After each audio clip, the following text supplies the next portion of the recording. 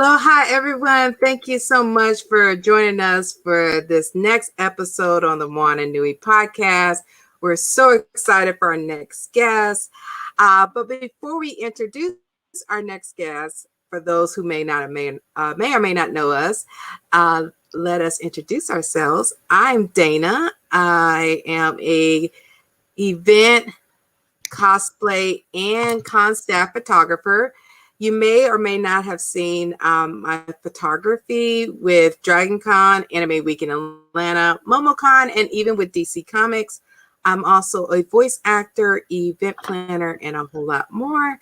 And now I'm going to hand it over to the founder of the podcast, my lovely co-host, the beautiful Moana. Aloha mai kako, everyone. Welcome to another week of our show. Thank you all for tuning in. Be sure to engage with us in the comments and give us a share if you find value in our content. As Dana mentioned, my name is Moana, and I am also a children's book author for the Adventures of Nakoa and Nohea children's book series, editor and publisher for the Wild Card Chronicles here at Burning Spear Comics, and a lover and champion of the Indigenous, Asian, POC, and African diaspora and independent community. And we are really excited to highlight wonderful people that make up this wonderful world that we live in. Tonight, we have a very special guest on the show, Leo Chan. And let's give him an introduction. Dana? All right. Well, I'm very excited to introduce our next guest. Leo Chan is a men's style and travel influencer based in New York City. As an immigrant, Leo studied accounting and started his professional career in finance at Morgan Stanley and Barclays Bank. Levitate Style was started as a creative side hustle in 2014 to combine his love and passion for fashion, travel, photography, and modeling. Levitate Style has worked with many brands such as American Express, Ferrari, and also social media content with Express. He has also traveled to over 50 countries and has been featured in GQ, Forbes, Men's Health, and more. Leo has also recently started his own clothing line, Levitate Collection. Became a co-host for the Asian Menswear podcast, speaking out on Asian representation. And now I'm very excited to bring our special guest, Leo Chan. Hello, Leo. Very excited Thank you to be so here. much for being part of our show today. We're so excited to have you on here. Thanks for having me. I'm very excited. Hey. Yeah. Yes, we're when I met you, I think it was on one of the Kimberly Clark panels. I was really excited because I saw fellow fashion person. So I'm like a wannabe fashion person. But but it's great to have you and to see you again here tonight for sure. Yes. So, Well, go ahead. Go ahead, Dana. Go ahead, Moana. Okay. I was just going to say, so we usually start our show with what we call our Pico or our origin story. Tell us a little bit about yourself, where you're from, and how and where did you begin your career? Yeah, so I'm actually an Asian immigrant. I was born and raised in Hong Kong. I moved to New York City with my family when I was 10 years old. So now I've been in New York City for over 20 years now, which is really crazy to say. And growing up as an immigrant, wanted to make my parents proud. I was the first to go to college in my family, so I studied accounting, even though I didn't love it. But it was all because to find a job, right? You know, that was the whole point, moving here, get a good job, having the American dream life. So got into accounting, worked at Morgan Stanley and Barclays, but I've always had a lot of passion and interest in fashion, photography, traveling, since I was a teenager. And so even when I was working, when I have vacation days, I would be going on vacation, started traveling with my girlfriend. And it was actually my girlfriend that noticed that Instagram was becoming a thing. Blogs were becoming a thing, right? Who would imagine, right? 5, 6 years ago. And even she pointed out, I was like, hey, listen, like, look at all these female girl bloggers killing it on Instagram. So I was like, all right, let me take a look at this. You know, we were taking photos, you know, whenever we're traveling, or when I had like a nice outfit, I had Alicia take a picture of my outfit. And that was kind of like, okay, like maybe there's something there. There's really not that many menswear guys. There's not many guys in Instagram on social media. And even at the time, I kind of counted my fingers. Okay, I think there's like a handful of guys in the whole country. And I even thought then, it's like, wow, do they need another men's influencer? Do I fit in? And then I realized, like, oh, wait a second, there's not an Asian guy doing this, and especially not an Asian guy portrayed in the way of menswear. You know, we've had years of you just didn't really see Asian guys in media. You didn't see Asian guys in TV, movie, magazine. So it was kind of like, okay, these are my passion and my interests to start Levitate Style, but my purpose is really representation, you know, because you just didn't see Asian guys like this. And so that was really kind of just how it got started in the beginning. And it really became a creative side hustle where we spent our weeknights, our weekends building a website, building a blog, building social media, building Instagram. Like, what was that back then? And so that really kind of was the beginning of Levitate Style. Awesome.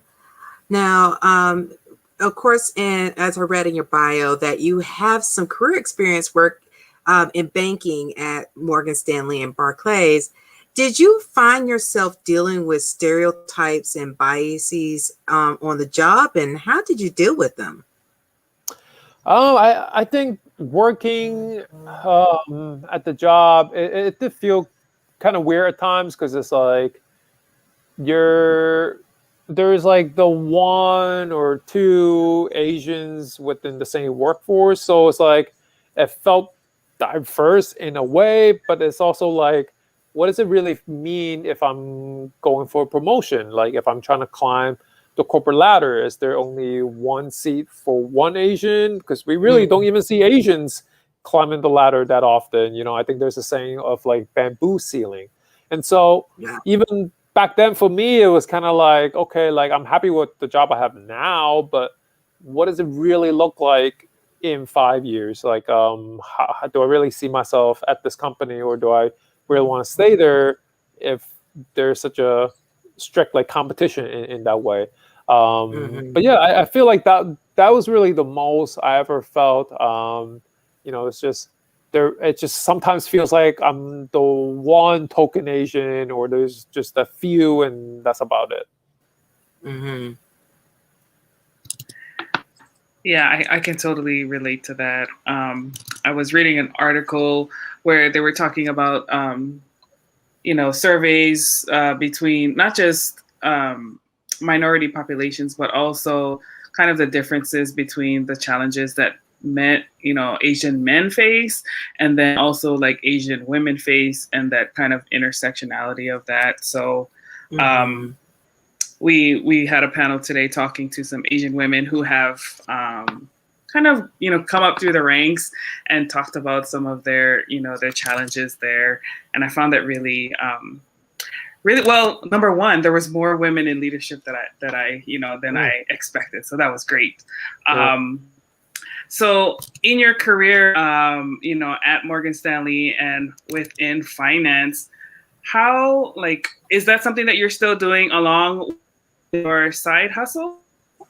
No. So I think it was 5 years ago that we were able to quit our full-time jobs because we had an opportunity to travel the world for 5 months. Oh. And that was an incredible, like once in a lifetime opportunity with Levitate style. And so that was when I was like, whoa, hold on. There's so many opportunities out there to work with these brands and things that are just like I've never even heard of. And so we both quit our full-time jobs. We went on this trip, this world ambassadorship thing, and we got to see 50 cities in 26 countries.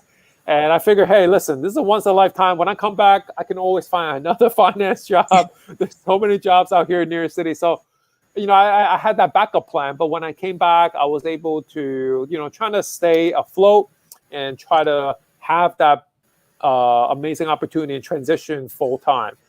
So since 5 years ago, I've been full time now. Mm-hmm.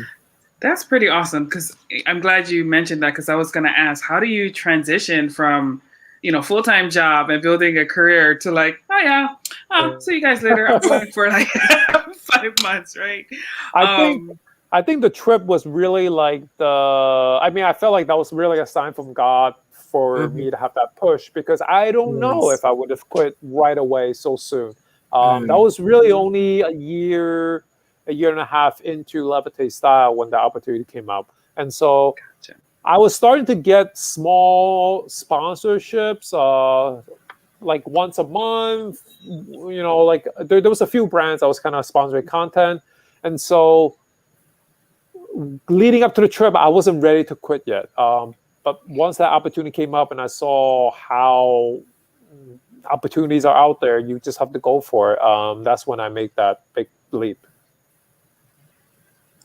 Yeah, that's amazing.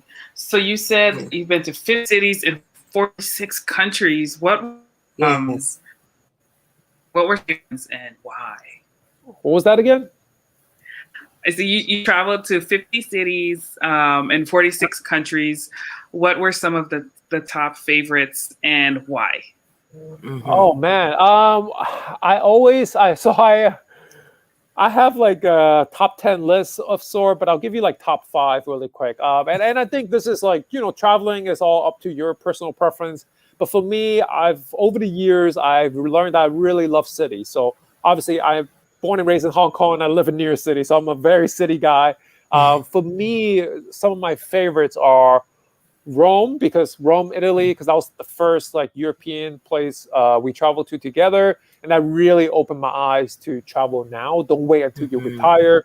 And then I love cities like Barcelona, Istanbul, and Paris. Those are like some of my top. And of course, like I have to say Hong Kong, just because like all the amazing things these cities have to offer. But like a lot of these places you kind of have to see in common is that like there's so much culture, so much amazing food. I love that there's cities. So I'm a big photography architecture guy. So I love that these cities have so many unique architecture and history that to offer. And they're also very accessible. You can either take an Uber or you can take the subway, and you can get around very easily. So those are kind of like my top 5, and like those are the city I try to go back more often. So I gotta ask, when you were in Barcelona, were you there for the running of the bulls? No, I don't think I'm that crazy adventurous for that. I mean, you're pretty fit, so I had to ask. I'm more of I'll go look at the architecture and then chill by the beach the rest of the day. Okay. Running with the bowls. Oh, that's awesome. Now, of course, you mentioned all the different places, and of course, I discovered you a couple years ago. You happen to come up on my Instagram timeline. I'm like, okay, start looking into your profile and of course, being a photographer, also seeing how you capture the images, which also, how do you, when you're at these locations, decide this is where I'm going to shoot, and of course, a lot of people who are building their brand, trying to figure out that algorithm of social media to get those views, those followers and everything. How did you figure out that put in the mix and everything? Yeah, I think the timing wise, I did start the Instagram 6-7 years ago. So for me, I think like the timing of it was like I was definitely one of the earlier ones, and so that definitely helped a lot. And I was really able to grow with the platform. You know, I started with Instagram when it was only the square photos. They didn't even have verticals back then. Yes. And then it's like, okay, well, I gotta do stories on Snapchat. But then Instagram then has Instagram stories. So now I was like, okay, no problem. I can do stories, no problem now. And then now with TikTok and the Reel. So I think as a good influencer, you have to grow with the platform and grow with the audience, because people are constantly changing what they want to see or their attention span. And you gotta, in a way, get with the times. And also, like you're kind of forcing yourself as an influencer to grow. You have to, I basically went from a photographer to now a videographer or a storyteller, right? Instead of just a simple outfit photo. Like you're constantly being challenged. Instagram 6-7 years ago was a flat lay of your food in a heavy filter photo, right? But we've changed a lot. Like the quality of content these days look like magazine shoots. It's become very curated. So when it comes to, say, taking photos at a location, especially when traveling, I try to do a lot of research before going. So I look up locations on Pinterest, or look at the location tag on Instagram to see how people took their photos. I think I'm creative, but I don't think I'm that creative where I can come up with something completely brand new. And I don't think there's anything wrong with seeing what works for other people. If you're in front of the Eiffel Tower, how many ways can you shoot it in a way, right? So I mean, like, or like looking for different interesting corners that you don't see that often, but someone else did it one time. You're like, okay, that's kind of cool. I kind of want to go explore this spot. And so I try to do a lot of the homework, a lot of research before going there, so that when I'm there and, I travel with my partner, Alicia, she's my girlfriend and also my photographer. So that work-life balance is like, how can I get my photographer to take my photo as efficient as possible, but at the same time, she is my girlfriend. So how can we not kill each other? So then we get the shot we want, we enjoy the scenery, and then we also get to have downtime to actually enjoy the city that's not being photographed. So it's a lot of work-life balance as well to kind of nail down the shots in a good, efficient manner. Yeah. Yes. Definitely. Now, on your blog, you did an episode where you talked about the top 7 things you learned in your 20s. One of the top takeaways was the importance of being smart with your money and having a side hustle. What financial strategies have you applied to build the Levitate brand? So I think number one, when people ask, like creative side hustle, right? Like, don't jump into it full time right away. Don't quit your job right away. It's a side hustle for a reason. Work on it on the side. It's a side hustle. And in the beginning, I learned that time is money. So even before talking about real money tips, like time is money. So when you're done with your work, 9 to 5, 9 to 6, are you burned out? Do you have time for yourself? Can you learn a new skill? Can you spend that time to build this side hustle? So we were able to do that on our weeknights and our weekends. And our weekends, I'll be honest too, it's like, essentially I kind of said, I'm not hanging out with my friends anymore because I need my weekends. That's my only time where I have all day to sit at a cafe, focus and work, or go and shoot content. We can hang out if it's a birthday party, but like we can't just be like chit-chatting. Like I'm not watching Netflix on the weeknights. Like we did not watch Netflix the first few years because there's no time. I'm not sitting at home for hours just binge watching because I have to build something new. It's a side hustle. So you have to be honest with yourself. Where are you spending your time? Where are you spending your energy? Because I think unless you are like a single mother, working 2 jobs and, just on survival mode, I think everyone has time. You just kind of figure out where you're spending your time, and hopefully you're not burned out from your job. If you're burned out from your job, that also might be time to find a different job so that you have a balance to work on the side hustle. In terms of money, I think hey, listen, I think I give credit to being an Asian immigrant. I learned to save money on a lot of things. I only spend money on things I really, really want. And so I think that kind of habit, like, I really enjoy cooking at home to save a lot of money, but also like it's really healthy that way, instead of eating out all the time. I share TV subscription with friends and family. Like, there is money. Like, if you got to look at your budget, look at where your money is actually going and figure out how you can decrease it or increase, your salary somehow. But like, got to be real. Like, don't live in an apartment that you can barely afford. Like, I'll be honest, I think we really lived below our means when we were starting Levitate Style, so that we had savings, so that we had emergency funds, so that we could afford buying a new camera and upgrade our equipment, right? Because if you're talking about content, you need better cameras, you need better video equipment, right? Sound equipment. So you have to be conscious of your budget for your goal. So if your goal is for a podcast, if your goal is to make music, well, you need money to, I don't know, record music, take lessons to work on things. So whatever that may be, you need to figure out what your big goal is and the little steps that you need to take along the way to get there. Yeah, that's all great advice. And I think anyone who's trying to build a side hustle, a creative entrepreneur, trying to be an entrepreneur, sometimes you can fall into trap, like, because some influencers out there be like, oh, it's a get rich quick, kind of thing. And it's like, no, there are real life sacrifices. Like, there are things that you actually have to give up and, and focus in on. So I'm glad you brought those up. And I can also relate to what you were saying about the balance of traveling with your partner, who's like your actual girlfriend, your significant other, and then but also being your business partner, right? Because my husband and I kind of deal with the same thing too. And it's like, babe, come on, there's sometimes we like bump heads, and it's like, okay, step back.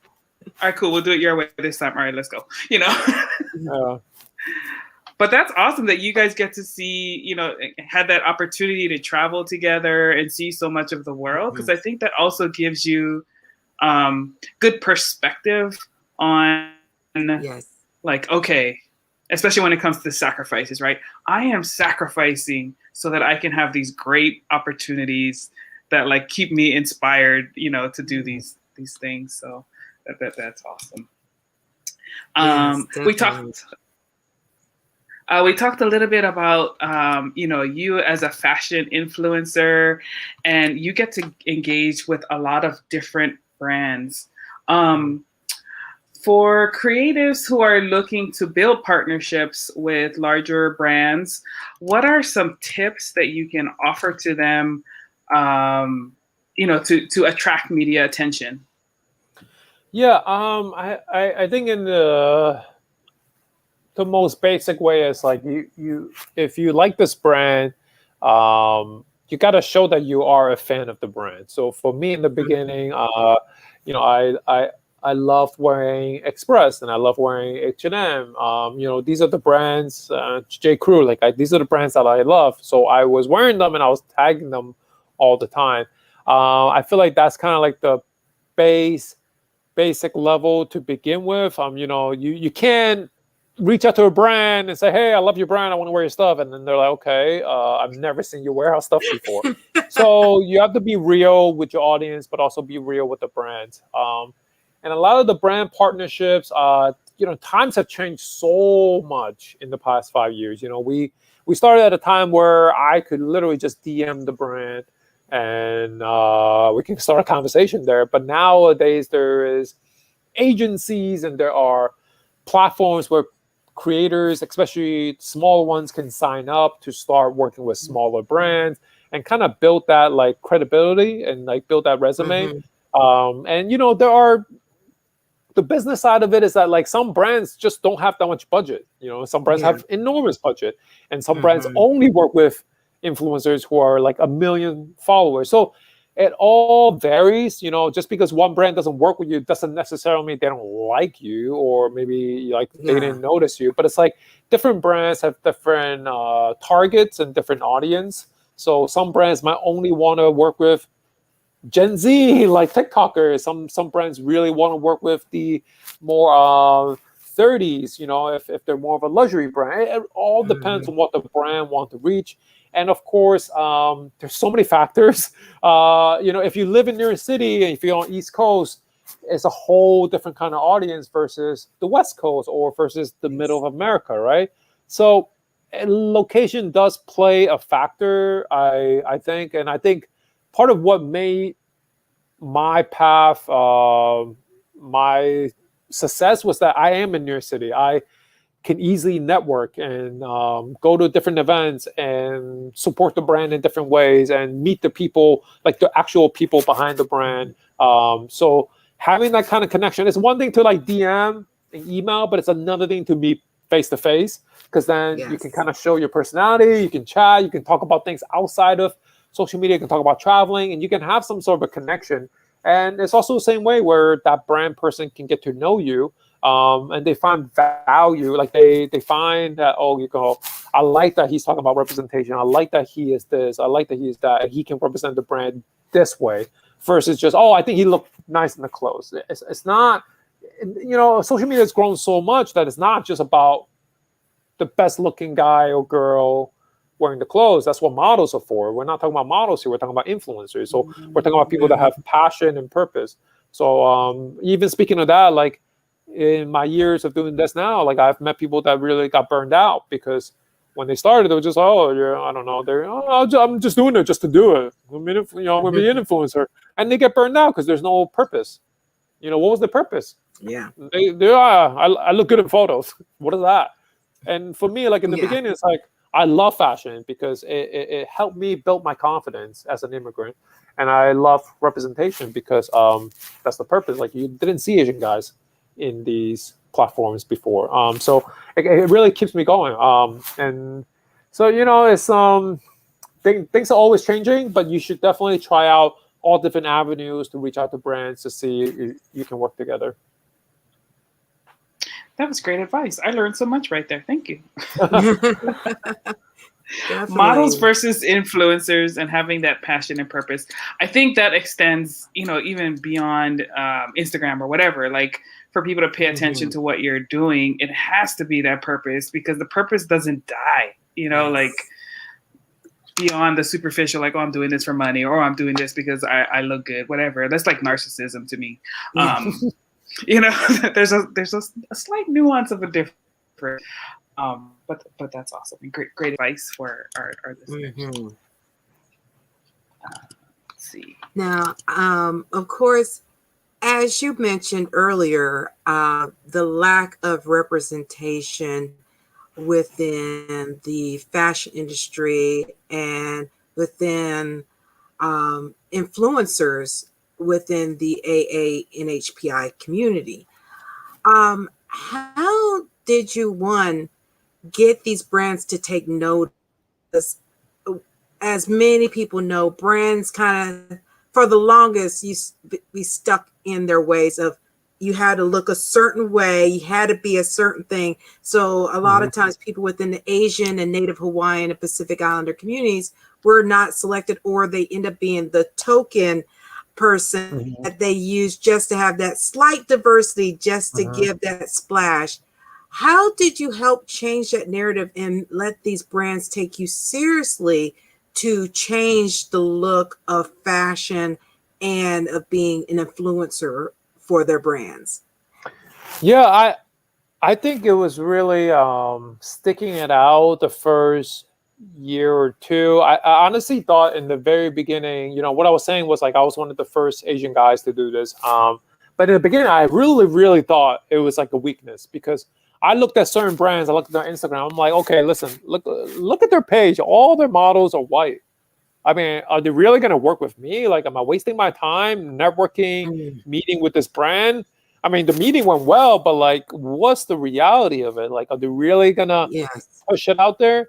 But I think at the same time, our society, our culture, social media has been pushing for diversity. You just look at 5 years, right? Like Mm-hmm. LGBT rights. We were talking about influencers of all size and shape and race and sexual orientation. Like you didn't see this even a year ago. You know, it keeps being more and more diverse. And so I think by being in the game as an influencer long enough, in the beginning, I honestly thought it's like, all right, I'm not getting hired for this. I'm an Asian guy, you know. But now it's becoming to the point where it's like, I'm probably getting hired for everything because I'm at least the token Asian guy. But you know, it's like, hey, listen, I get it. Token Asian, diversity, whatever you got to do. But hey, listen, that's one more Asian than before, and I'm happy to be that person. I'm happy for someone else to be there, but because that helps lead the change. Because if one brand sees another brand doing it, they're like, wait a second, we got to do more than that. You know, it kind of, even brands can push each other to another level to keep each other accountable in that way. But like I said, I think being in New York City for me has been a huge key of the factor, the success, because I walk into that room, I want to meet you. And so not only are we talking about the only Asian on social media, we're talking about the only Asian in the room. So a lot of these rooms, a lot of the events I go into, a lot of these doors I walk through, I'm the only Asian in the room. And I notice that every time I look around, I'm like, how am I the only Asian here? All right, I guess I'm the only Asian here. But it's like, but that makes me think, like, whatever the perception people had of Asians in the past, if it's the negative stereotype they have from movies, from TV, whatever it is they had, well, I hope it changes, because now you're going to meet me. And I'm in person. I'm in this room. I'm walking around, just me meeting people. So, like, I think a lot of the change also happens in person. And there's nothing quite like meeting someone in person. And when they see that, they think, oh, wait, like, you know, he or she is a little different than these other Asians that I thought, you know, that what I thought they would be. And they would be great for this.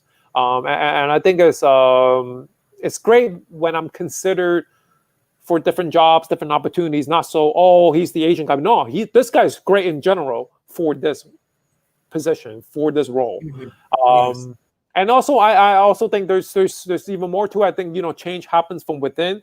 So the brand person that decides to hire an Asian, the brand person that decides we need more diversity, the change begins with them.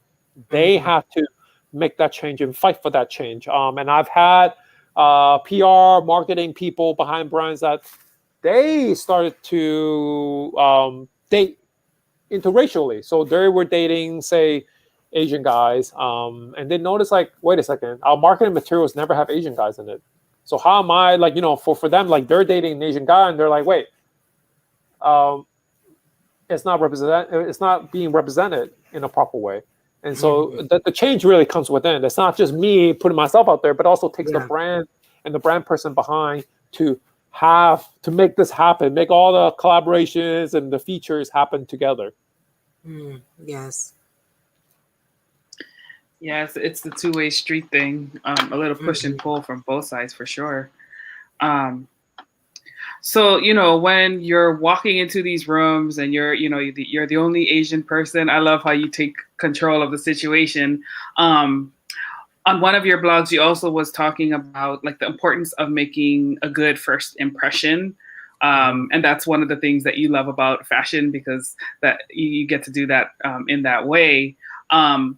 But for, you know, maybe those who are earlier starting in their career and may not be at a position where they have the resources available to them to perhaps buy, like, the best of things, do you have any fashion tips on how folks can make that good impression, but also do it when they're balling on a budget? 100%. I mean, like, I went through all of it. First of all, first impression is so important, you know, and I talk about this with experience as an Asian immigrant, because, listen, I had to learn the language, right? Like, I had to fit in to the society. I had to fit in with the cool kids at at school.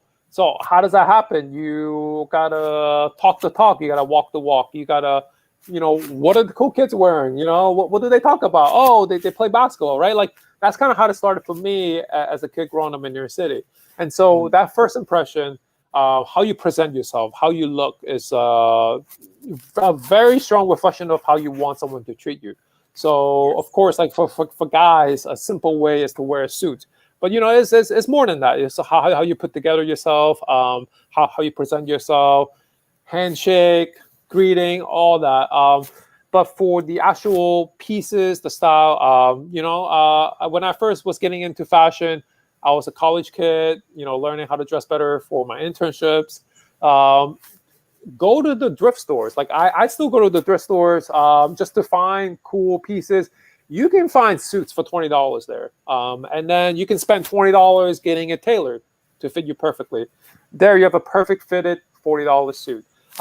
There's nothing wrong with buying things secondhand. I do it all the time, even now, just for fun, because it's also great for the environment. But people say, people ask me like, oh, I have, so-and-so budget. I said, maybe even don't go to the fast fashion brand, like skip H&M. Like go to a thrift store. You can find better quality stuff that's been obviously is stand the test of time because it's still there and it lasts.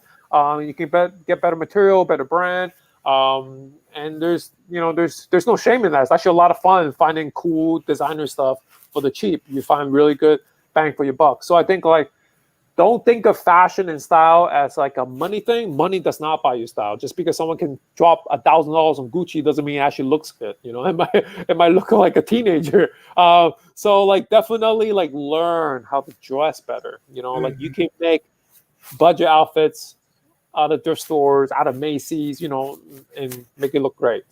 Yes. That's awesome. Are there any influencers that like that's their specialty? Like they take thrift things and make them, I guess, upcycle them or whatever the terms are? Not that I can think of off the top of my head. I think there's a lot more on YouTube because on YouTube they love to do like shop hauls where they just find a lot of random stuff. I think that's usually the best. Okay, cool. Nice. Now, Leo, of course, with the current social climate that as we're constantly hearing over, especially the last 2 years of the violence and that's going towards the Asian community, especially here in the US, but now we're seeing more abroad. A lot of brands are coming up to the forefront to support Asian solidarity, supporting and giving that visibility. How has that allowed you to have more of a voice within not only working with these brands, but also with your modeling and your photography also? I think, number one, it's been really crazy. It's just been, the increase is just something we've never seen before. And I mentioned that I grew up in New York City, so I've never ever felt unsafe in New York City until now.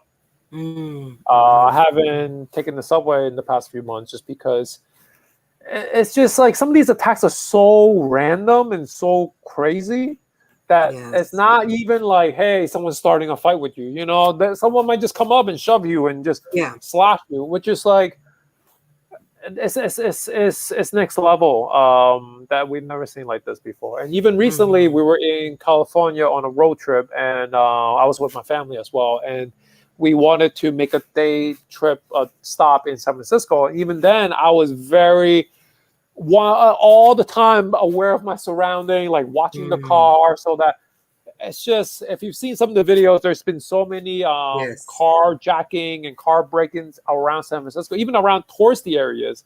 And so it's never been like this before. So it's been really crazy. In terms of social media wise, just being able to reflect and having the platform, I think me and a lot of other influencers have been speaking out about it and sharing the news so that people are aware of what's happening. because unfortunately, these are the kind of news that are not bad enough to make it to national news. Yes. And so we have to think about, well, if you're an influencer, you have a platform, you have to share the news, or else people think it's fake news, or people think it's not a big deal, that it's not happening, and that it's okay to keep going with it. So, I was sharing a lot of the news, and it does get draining because it's like one after another after another. Mhm. In terms of brand partnerships with social media, I was thankful enough to work with a few brands specifically for Asian Pacific Heritage Month, which is amazing because, listen, brands did not do this a year ago, 2 years ago, 5 years ago. There's no, I don't know, I've never heard of appreciating Asian, right? Like in a Yeah. month like this. So, and even in the years, in this past few years, I've been doing more brand collaborations for Lunar New Year, for Chinese New Year, which growing up, we didn't even celebrate Chinese New Year on the school calendar. So it's just amazing Yeah. hey, listen, brands are willing to spend the money for advertising to reach a new audience, and they appreciate that. And I appreciate that because even on these kind of collaborations, I can bring in my family and kind of make it real, because that is what it is. It's real. Like, we celebrate these things. This is our history. This is our heritage, and we get to do that with a brand, which is amazing. But specifically for the Stop Asian Hate and Asian Pacific Month, I've been able to work with a few brands to really kind of have a little platform to tell my story in that way.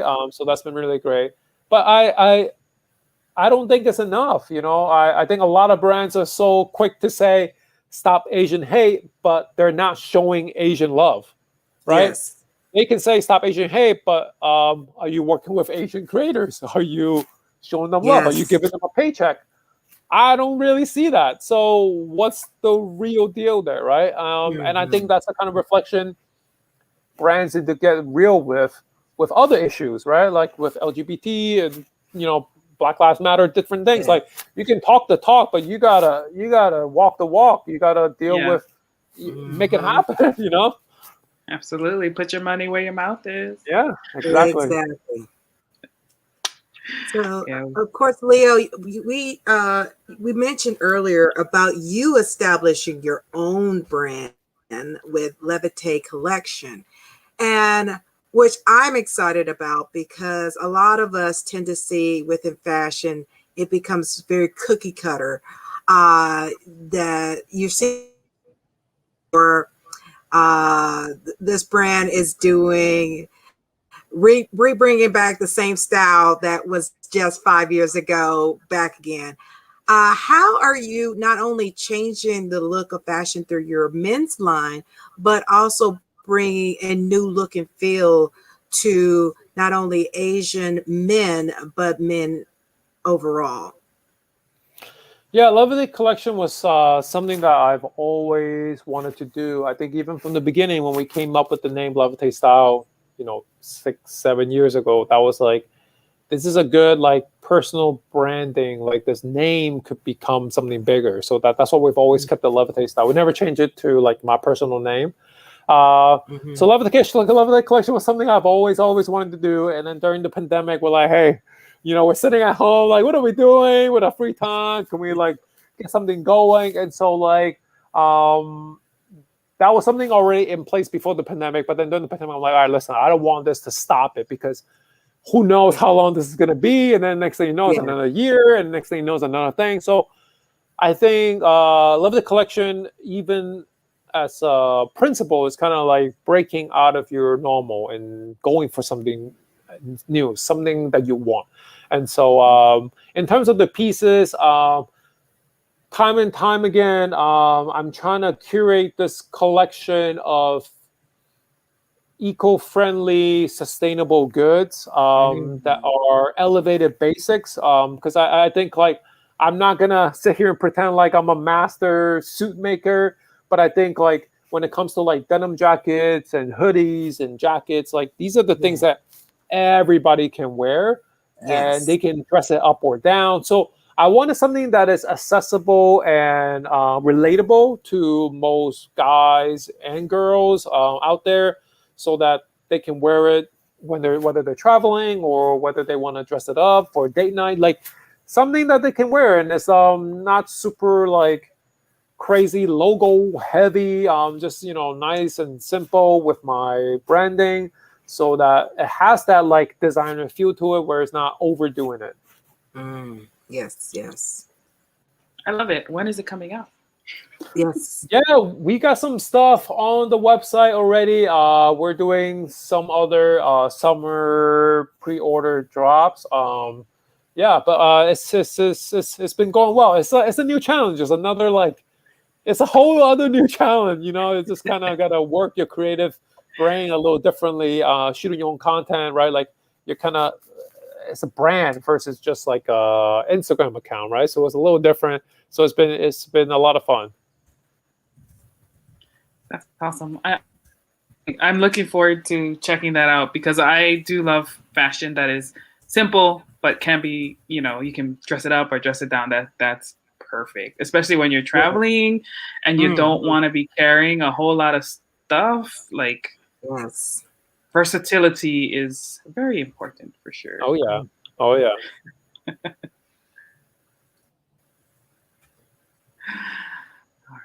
Alrighty. So you also have your own podcast. Let's see, what was the name of it again? Find my notes here. It's Asian Menswear Podcast. Yes. Yeah. So tell us a little bit about that. Like, what you guys, what's the theme of what kind of conversations are you guys focusing on? Yeah, so the Asian Menswear Podcast, I'm a co-host on it recently on season 2. It's actually started by my friend Mike. He runs the Asian Menswear account on Instagram. So his account, humble brag, he was really inspired by my content, and he created Asian Menswear. Like he didn't even notice there was a lack of Asian representation because he was an Asian born and raised in Texas. And so he was the only Asian in his community. He didn't really see the lack of it. But he noticed throughout time and through my content that, yeah, we need Asian representation big time. So for him, it was also a passion project to create Asian menswear. And we actually met in person. He was a fan first. We met in person. We did a meetup in San Francisco. I was really happy that he had this account that was just featuring other Asian guys in media, other influencers on that page, because we didn't have that at all. So now we kind of turn a fan into a friend, and now we're partners on the podcast together, because for me it's like it's really cool for me to do what I do, but it's even cooler that I can inspire someone else to do something with that. Like I can inspire you, but I want you to do something with it.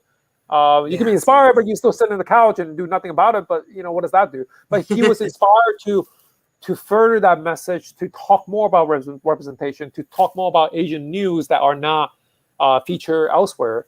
And so then he started the podcast to interview different Asian male, whether they are CEOs or they're doing all kinds of different jobs, and then like other influencers. And then most recently this season, I joined him. So we talk about different Asian news, different things relating to Asian representation. Like we talked about all the Asian hate crime.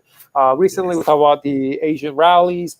We also talk about just real life stuff. We talk about life advice. We talk about what is imposter syndrome. We talk about burnouts. We talk about real things that hopefully our listeners, people our age, people our audience can really take away from.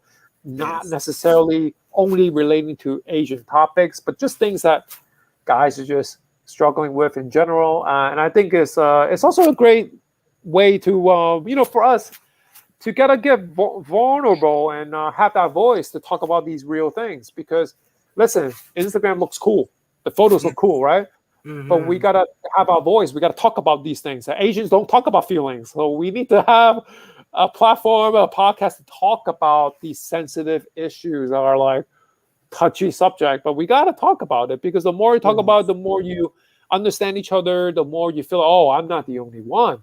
I'm not the only one that feel like I'm inferior. I'm not the only one that feels like I have imposter syndrome. Oh my goodness. And it's like, oh, wait a second. it's actually not so bad talking about it, because guess what? These two guys are talking about it on the podcast, and it's okay. It's not the end of the world. And we also talk about like Asian lead movies. So most recently, like Mortal Kombat, Minari. Just talk about these movies. Talk about the impact. Mainstream stuff to just personal development to help people be the best version of themselves. I love it. Yes. Yeah, it is very true that it's harder, and a little bit more taboo for men to have conversations like that and admit we're all human, right? Like admit those vulnerabilities, but it's so true. When you hear people talking about it, it's like, oh, it's not just me. Okay, I feel my anxiety level goes down. Safe space. We can talk about this. We can be real. Okay, we're going to have this conversation. All right. So what we try to do here on our podcast as well, because at the end of the day, we're all people just trying to make it in a crazy world. Yes. Exactly. Yes. Yes. So definitely. Where are you guys hosted? Mm-hmm. Is it on all platforms? I think so. Yeah, we're on everything. And also, I feel like it's a similar dynamic like you guys, because you guys are in different states. So Mike is in San Francisco. I'm obviously in New York City. So, and also another cool thing is that like we're bi-coastal. So I'm on the East Coast. He's on the West Coast. He's super West Coast. So Californian style, and I'm New Yorker, hustle, right? So like we have that different work dynamic, and when we talk about different topics, we have that different dynamic. And again, I'm an Asian immigrant, so growing up, I'm all about representation. I'm all about how to, try to be better than this Asian and try to be better than this guy in class. Whereas he grew up in Texas, and he's the only Asian, so he didn't even think he was Asian until someone said something. So it's very different. I'm trying to fit in, he's already fit in. So like, growing up, we both have such different dynamics, and yet we're both Asian. He's Vietnamese, I'm Chinese, and it's like we're both Chinese guys, which both Asian guys, but yet like our experience are very different. And I think it's also showing people that like there's not one Asian guy, there's not one Asian stereotype. Like there's you can't group people like that. We're so different. Yeah, very much. So, not the monolith. Very cool. Very cool. Yes. So, of course, Leo, with you have your blog, you have the social media that's sharing about Levitate Style, and you're also do the podcast, and mention about your passion for photography.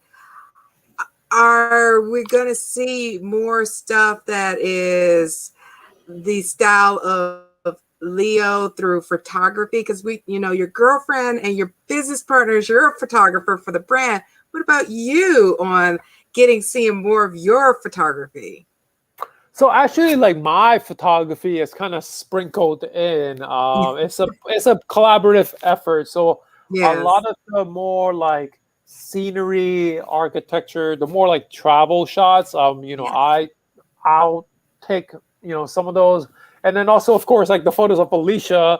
I take those. I take credit for those beautiful shots of her. But for photography for me was definitely like since high school. Like I literally carried a small camera on me. This was before camera phones. I carried the camera on me because it really helped me notice my surrounding a lot more. The everyday, the mundane everyday. It was just me going to school, but like I noticed when the street light was a little different. I noticed when the lighting was a little different. It really helps you appreciate life around you with the photography, because it trains your eye to look at things differently. And let's get a little deeper. I think like as immigrants, Asians, when we move to another country, we don't get to bring a lot of belongings with us, but we do bring our photos with us because the photos are very cherished possession memories. And I think like later on in life, I realized like what a powerful tool, what a powerful thing photography is, because you really get to capture these moments in time, these memories in time that otherwise, it's hard to just think back. Yes. It's hard to just go, oh yeah, but when you look at photos, it's like, wow, I remember that. It's such a vivid thing. And so I've learned to cherish photography, not just as a creative outlet, but really as a way to enjoy life. Yes. I love that, because that's kind of how I got into photography. My grandfather, Oh, wow. My mom, and I always had the running joke of my grandfather had that true Asian aspect of having at least 3 cameras around his neck. Yeah. But when he gave me my first camera, and I still go by what he always told me, he was like, you photograph the moments, because those moments become memories for those that are there and experiences for those that aren't there. Wow. And I always look at that. And like you said, through photography, I started having that eye of looking for those moments that sometimes people will miss, being too much going on during that moment. But then because you capture it, that's how come we see those monumental photographs of like, okay, this person during 9/11 is carrying this person out. Someone captured that, and now it's iconic, tied to the 9/11, or during the Olympics, capturing that moment of things like that. All those different moments, it become iconic and ingrained in our memories because someone captured that, and now we have that as part of our experiences. So powerful. Yes. I mean, I haven't got to my grandpa's stage of carrying 3 cameras. I guess the phone counts as 1. Yeah, But it works. Sometimes the phone is better than the big camera, depending on, like the situation. Hey, the best camera is the camera you have. Thank Yes, you. Exactly. That's right. Exactly. Well, I love that, and definitely love those. A lot of people get too into, and I have seen it myself, that they're like, oh, I gotta get this $5,000 camera and these lenses and stuff, and I'm just like, do you know? And then you looking at it, they don't even know how to use all the stuff that came with that camera. It's like, you might as well gone with the Canon $600 bundle and then upgrade, because a lot of times it's just the base and the lenses that make those shots. But then once you master the camera, you can upgrade it. Like if you're going to do those action photos, then you need something that moves faster so it won't be blurry and stuff like that. So it's one of those that, you don't have to, if you're getting into photography, don't have to drop that. Like you said, phones are increasingly getting better at the quality you were getting. And a lot of times you can get some beautiful photos from your phone, especially for scenery and architecture. And I love that you're another architecture person, because I drive my friends crazy because I'm like, oh, give me 5 more minutes. I gotta get this. Look at this arch. Look at this arch. Look at this door, this huge 10-foot wooden door. Look how beautiful this thing is. And they're just like, let's go. Yes, you can't rush a photographer. We have to capture the moment. Thank you. Because I mean, you just seeing, because architecture is another form of art. Just seeing how beautiful and how much, especially older architecture, how much work it took them to make these basically masterpieces, from either chiseling to make it happen, and all this effort, and you don't see that quality or that durability of materials like they had back then, that they made these beautiful buildings that are still standing today, that some of these today that they build these houses in less than 2 weeks and they may get blown over later on. So true. I mean, that kind of ties back to Leo's earlier comments, even in the fashion, right? Like, where if it's in a thrift store, like, it's durable and it's, quality work that is still worth something, and can help you build your brand. So Yes. This has been such a great conversation, Leo. Thank you so much for coming on the show and spending some time with us and helping us learn a little bit about what you do and what makes you tick. We'll definitely be huge fans and followers of what you're doing. I mean, Dana already is. So Yes. I'm definitely going to be checking out your podcast because I find it refreshing to whenever, there are particularly men who are having those open conversations about real life issues. So wishing you all the support and success in your new clothing line and, all the work that you're already doing. Clearly these brands see value in your work as do we. So thank you for owning every room that you're in, despite you being the only Asian and representing us as a community in such a positive light. So we appreciate you coming on. Yeah, thank you so much for having me. This has been really great. Awesome. Yes, thank you. Well, everyone, of course, you see it in your comments. Definitely check out their website so you can see what's currently out on the line. Pre-order some of the upcoming things and keep updated on anything they're releasing. But of course, as he mentioned earlier, definitely following their social media for Levitate Style, especially the Instagram. That's where you're going to see most of it. So definitely, you see in your comments right now, go to their Instagram, follow. You'll constantly see the pictures. You'll see everything from the different places. Leo's been doing a lot of flashbacks because of the pandemic. So you see some of the gorgeous places he just talked about where he got pictures done. He even had pictures. You went, where was it for where Lord of the Rings and also I think it was was another movie that you were walking down the hillside and everything there. And I was just like, I guess you must have had a special camera kind of getting that view and everything. But I'm just like, yes, I'm loving this, that you're going to the places that we've seen in the movies and people seeing how beautiful these places are. Absolutely.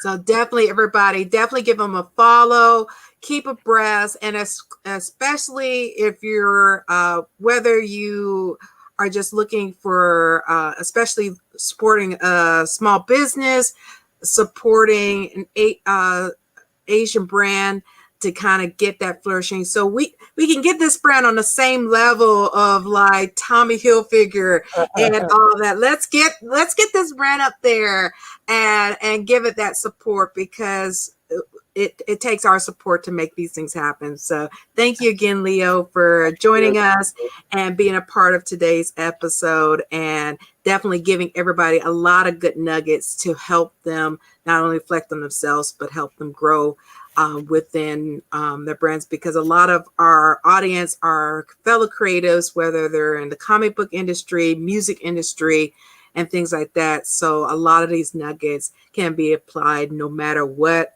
industry you're in, to help you grow and dedicate to your brand and your side hustle. Absolutely. Thank you. I appreciate it. Alrighty, guys. Well, that will be it for this week. Please take your time, and if you have found value in tonight's show, hit the share button. Help us build out the community. You can follow us here on Facebook, YouTube, and Twitch. We welcome your subscribe so that you can get all the notifications for our new content as we bring much more creatives to the show for all of us to enjoy. We hope everyone's doing well. Please take care, stay safe, and have a wonderful 4th of July weekend. Aloha. Aloha, everyone.